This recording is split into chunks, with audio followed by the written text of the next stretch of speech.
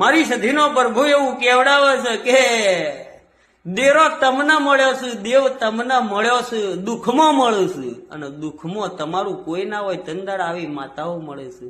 અન જગત તમને બરોબર બુહાજી આવો આવો આવકારો તમને દેવ લવરાવે છે. અને એ ટાઈમ તમે આભલા અડી જો અને કોક ગરીબના ઓગણ જવાની વાત આવતી હોય ને એ ટાઈમમાં એવું કહો કે ભાઈ આટલા પૈસા તાહી આવી મારી માતાનો કેસ અને આટલા રૂપિયા થાય તો ભાઈ એ રૂપિયા ન લેવો હોય. તમારે દુઃખ હતું ને દેરું મળ્યું છે તો એને દુઃખ છે ને તમારા ઓગણા આવ્યું છે અને એ ઓગણ દુખ્યું આવ્યું છે. એના જોડે રૂપિયા હોત તો તમારા ઓગણ ન ચડોત ભાઈ.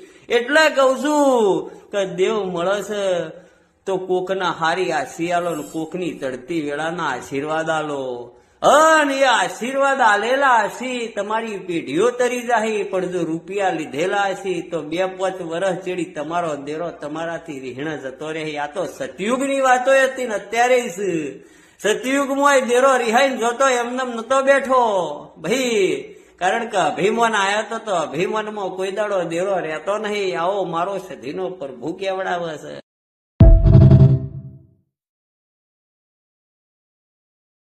Download ShareChat.